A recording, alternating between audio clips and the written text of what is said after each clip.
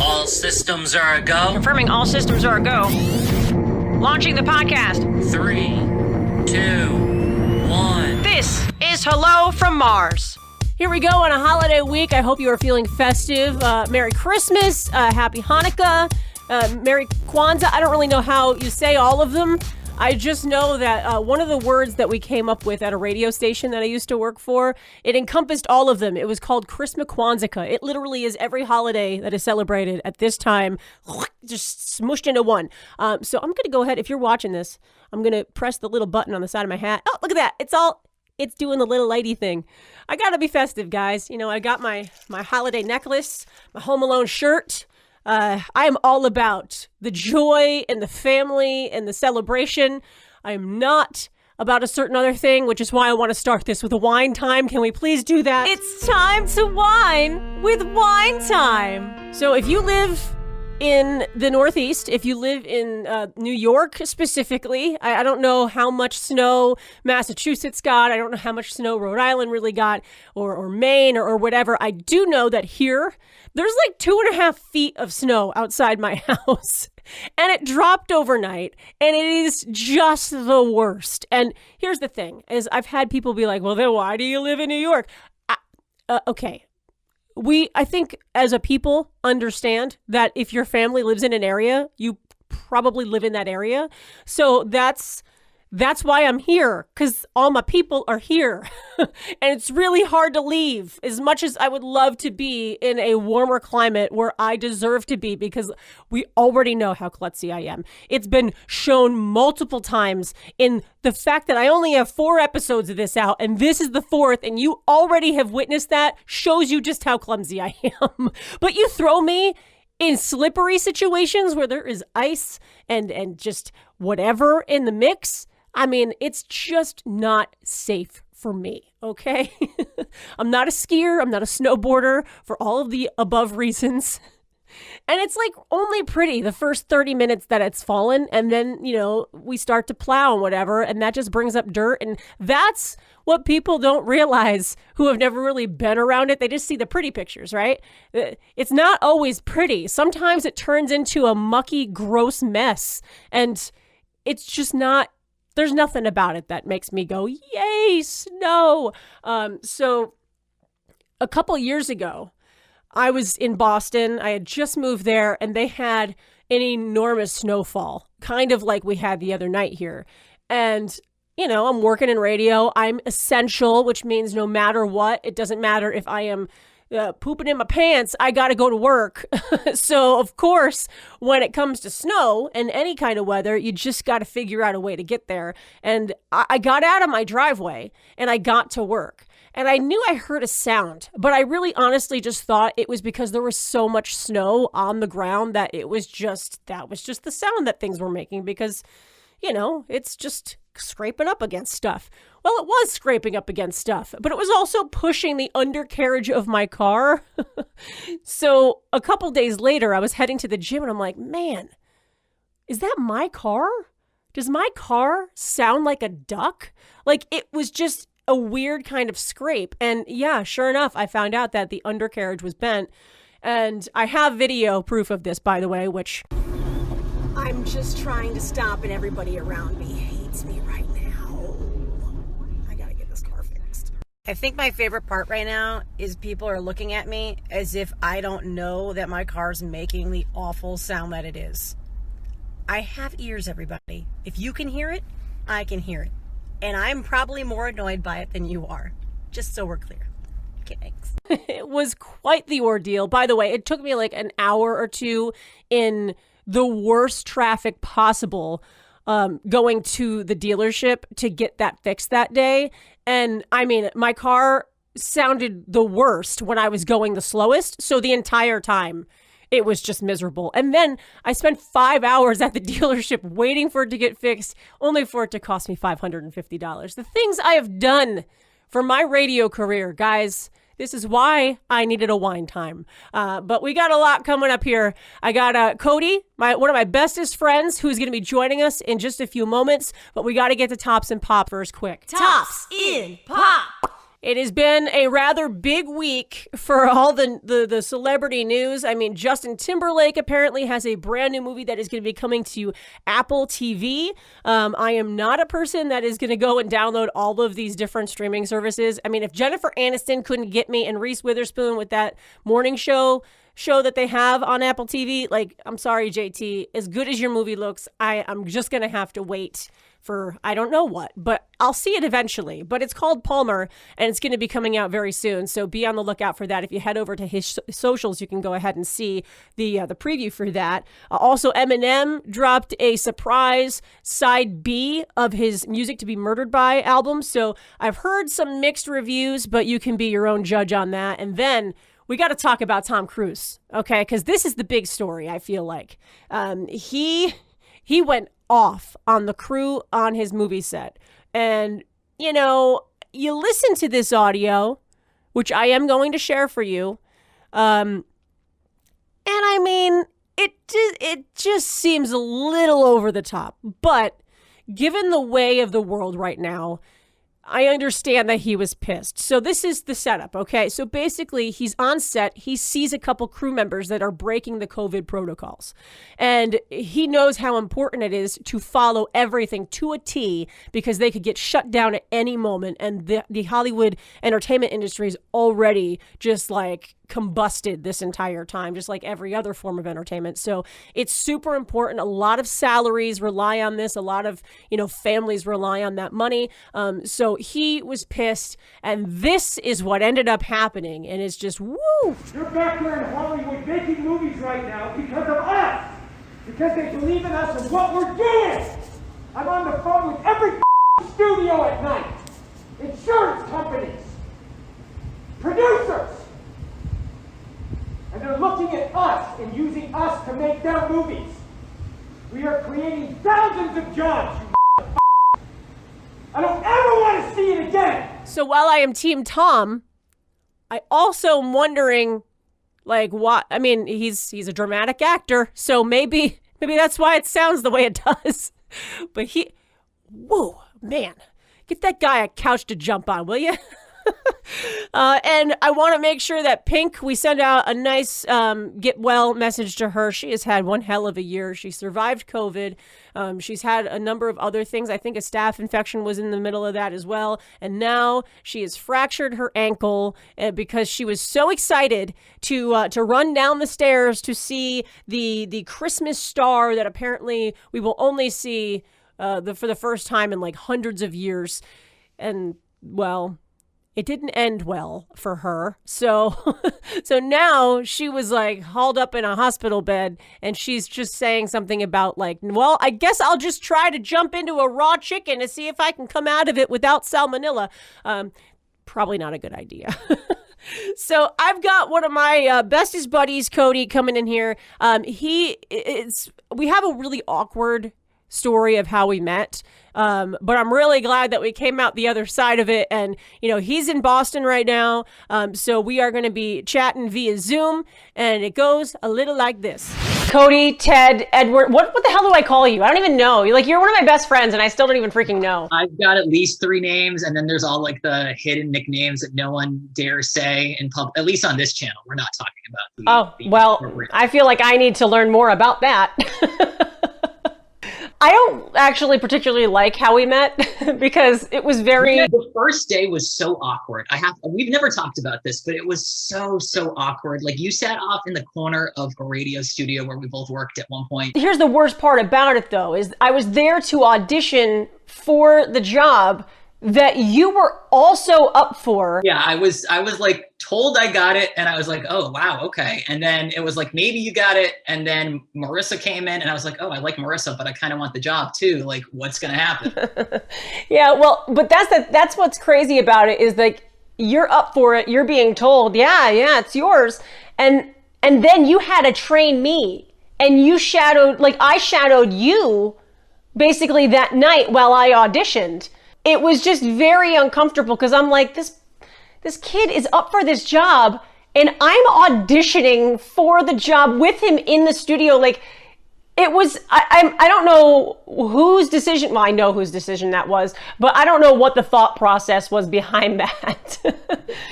I think the answer is none, but I don't know. I think one thing that you and I probably, you more because you've done it longer, but radio is so like, there are so many unknowns in radio. We've seen it this year. We saw it when we first met. It's just like, there's so many question marks that change almost on the daily. To go along with that, there's a lot of people that are in positions that maybe shouldn't be. So that was back at the end of 2017, and here we are, fast forward to the end of 2020. And while we're not now in the same town, we are still like this. Thank you for not sucking. Because, I mean, that whole thing, like, that could have been one of those, what's the right word? Like, the competition, the egos could have gotten in the way.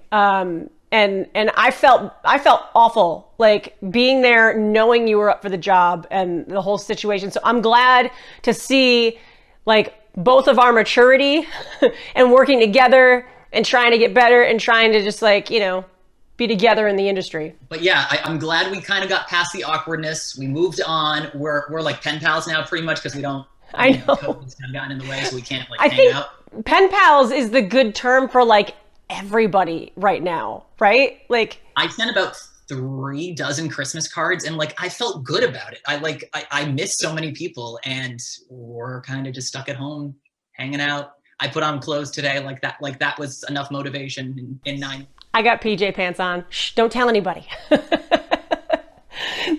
This is what I've been hearing about Zoom this entire time is like, you just have to dress from the top up. And I never had to experience it until now. I have done Zooms without pants. I will admit that. Underwear was on, but pants, it was early in the morning and I just threw a blanket around me and called it a day. Dude's got to do what a dude's got to do, man. So what I wanted to do with you today, because it has been a rough year for a lot of people, and it's been a rough year when it comes to the entertainment industry as a whole. And I mean, we've lost a lot of people, but I don't want to talk about the negative things. I want to focus on the stuff that brought us a lot of joy this year. You know, the albums that we loved and the TV shows that maybe were our secret weapons of like getting through days and, you know, that kind of stuff. So let's talk about first what we're mostly known for, and that's the radio side of things and the music side of things. So for you, what would you say was your favorite album of 2020? I'm going to give you 2 answers because one, I'm known for liking country music. Like that's kind of where I've been in radio, but I also like non-country music. I almost feel like I'm cheating saying that. For country, I think Kip Moore had a phenomenal year this year. I think that album is really underrated. But my favorite album, I think, and I'm not like a bandwagon guy. I've liked him for a while. I love the Kygo album. Okay. Yeah, you know what? You have, I think you and one of my other friends have very similar taste in music when it's outside of the country realm. And it's like you kind of gravitate towards that almost like poppy dance sort of It's like, scene. It's usually dance music with sad lyrics, which, whatever. I like sad songs. It's okay. You're an emotional guy. It's cool. It's cool. I'm so emotional. For me, you know, people obviously know me from country as well. They know me from pop. I went into 2020 loving the new Bieber album. Really, really good and different for him. He started going to that R&B side of things, and I thought that was pretty cool. Not to cut you off, but I think we've seen albums and artists stray away from what they've been doing a lot. Like the 2 Taylor Swift albums, not the typical country pop Taylor. Justin Bieber, obviously, even The Weeknd has gone a little different than what we've seen in the past from some other hits. So I kind of like that actually in 2020. Yeah, it's been more of a singer-songwriter, like this is my diary type of album rather than I need to make a pop hit. Moving forward, do you have maybe like a favorite movie that came out? Like this has been a tough year for movies too, because like obviously we couldn't go to the theater a lot of the time.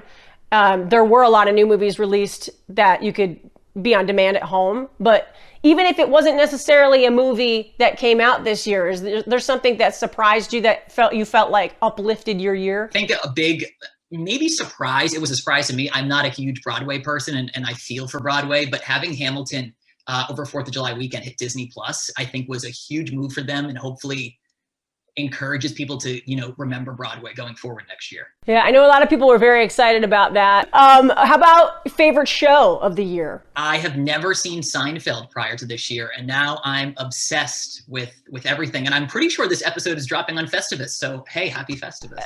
I can't believe that you slept on that for so long. Though people were mad because I hadn't watched The Office, and I tried. I gave it a good go. I got like a season and a half in, and I'm just like, I think my problem is I like Steve Carell like this much.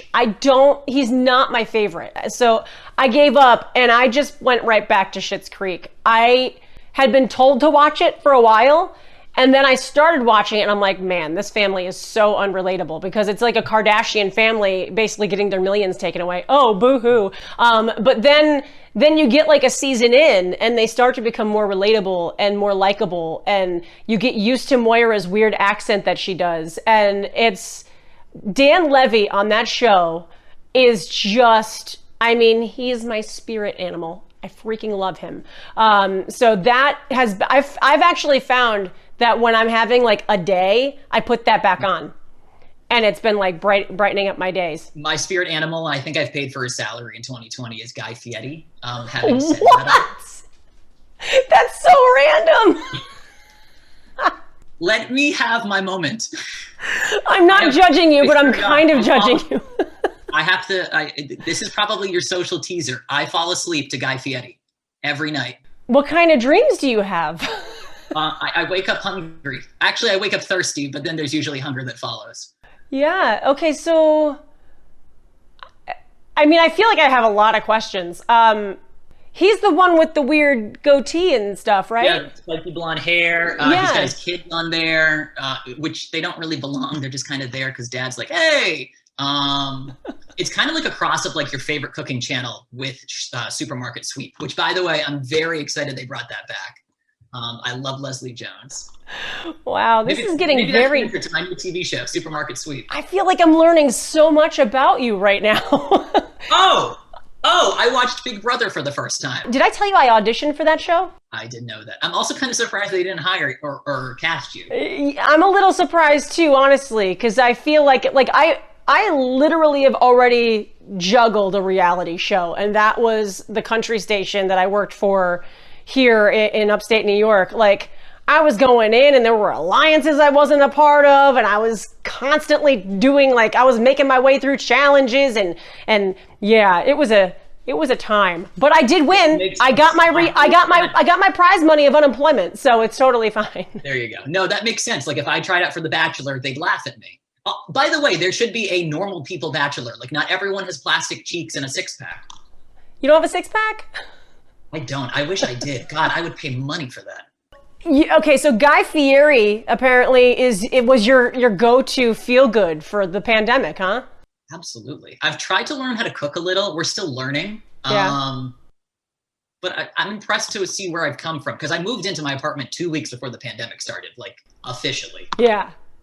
What a bummer. Yeah, we moved on from grilled cheese and a box of pasta real quick.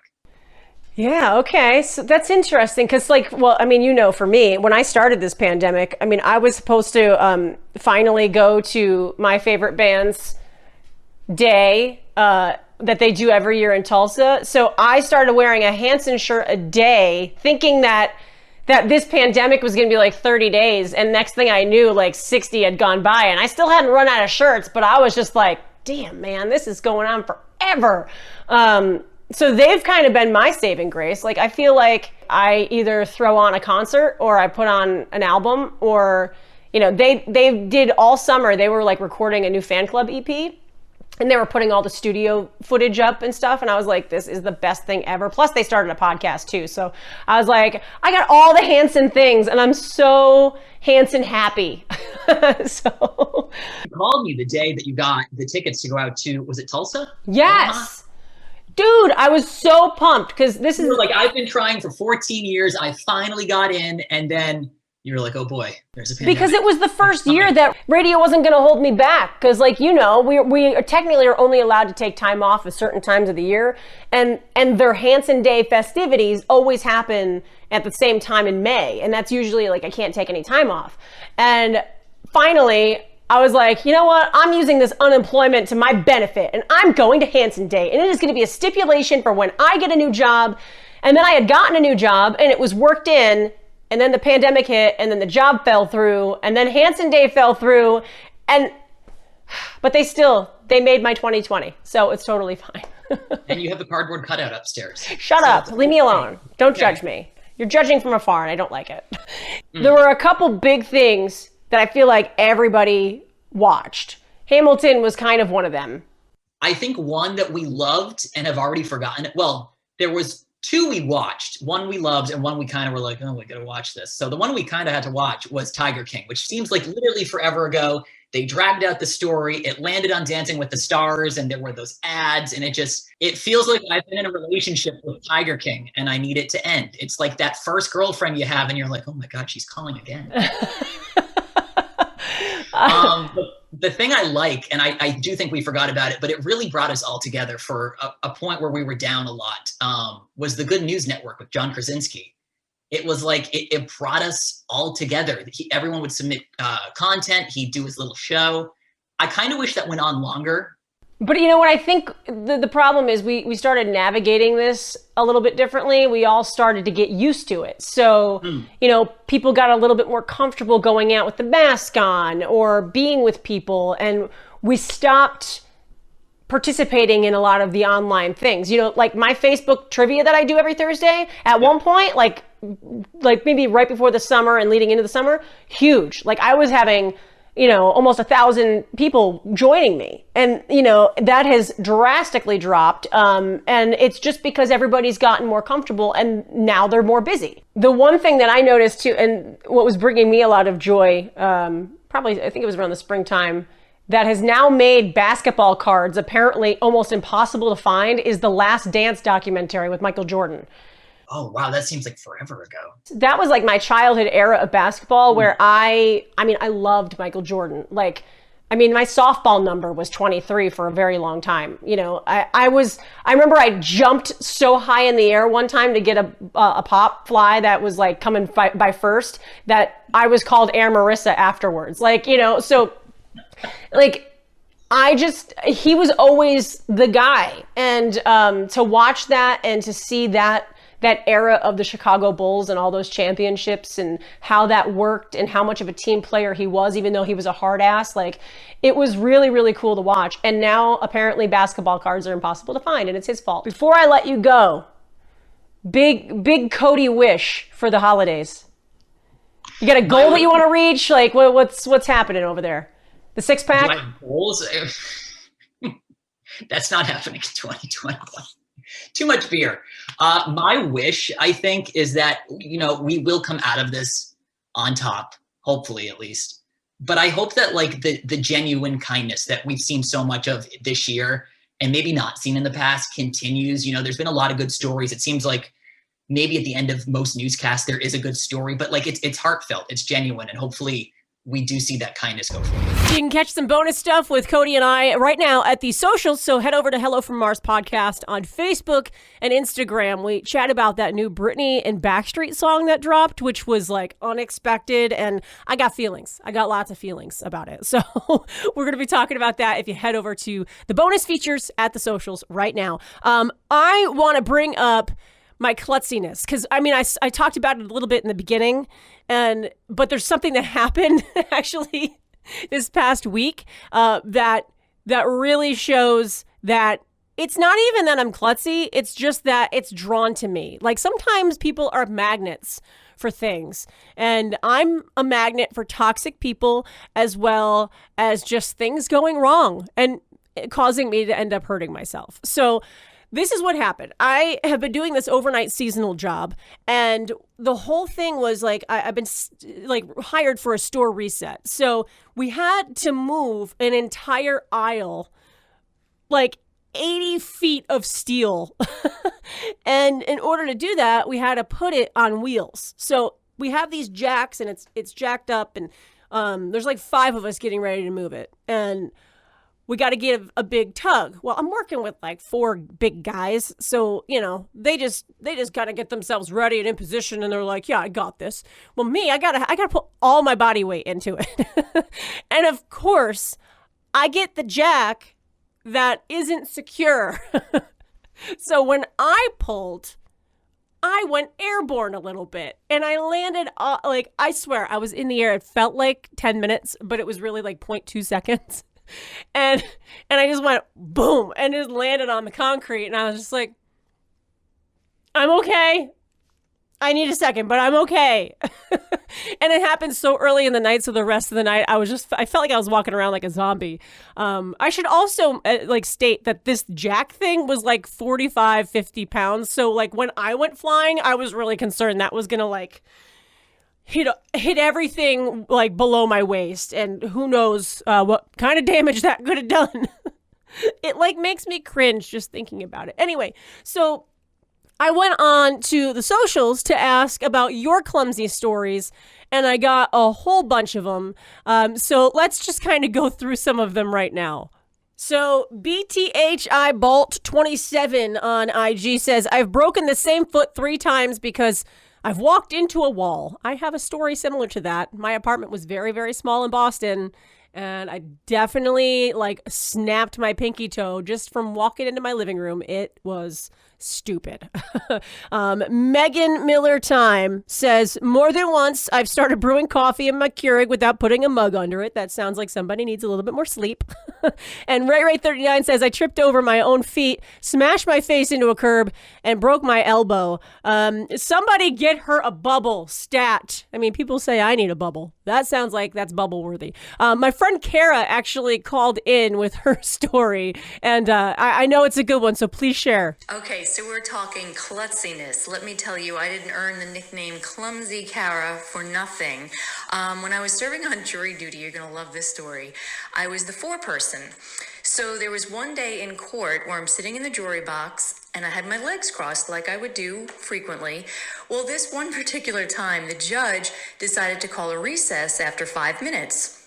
So, unbeknownst to me, my foot had fallen asleep, so I went to step up from the jury box and step down to get out of it, and I fell, and I sprained my ankle. So all of a sudden, my ankle swells up like crazy. The judge comes rushing to the box, as do the criminals on trial, mind you, which was a federal case, and these people were MS-13 gang members, okay?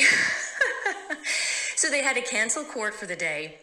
They had to send a wheelchair to get me, and they had to get an ambulance. So I was taken to the hospital. Then I had to call the judge to give her an update. This was my out, but I had already served 3 weeks out of 5, and I didn't want to give up. So I called the judge back. I said, you know what, I'll be back for court the next day, but I couldn't drive.